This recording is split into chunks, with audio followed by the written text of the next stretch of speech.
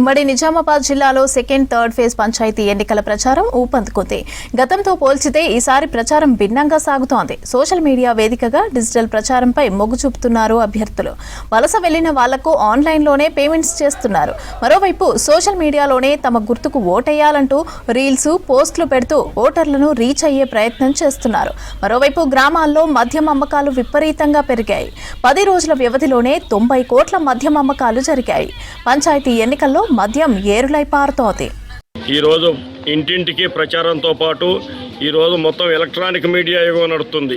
Electronic media యుగంలో WhatsApp ద్వారా, Twitter ద్వారా, ఇన్స్టాగ్రామ్ ద్వారా ఈ ప్రచారం అనేది ఫేస్బుక్ ద్వారా ఉధృతంగా జరుగుతుంది. దీనికి ప్రజల స్పందన కూడా బాగా ఉంది. 2 రోజుల నుంచి ఇంటింటి ప్రచారం స్టార్ట్ చేసినాము.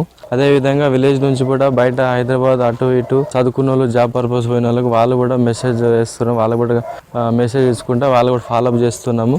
డిజిటల్ మీడియా వచ్చినప్పటి నుంచి అందరూ మంచి రెస్పాన్స్ ఇస్తారు. ప్రతిదీ వాళ్ళకు అప్డేట్ ఇస్తున్నాము.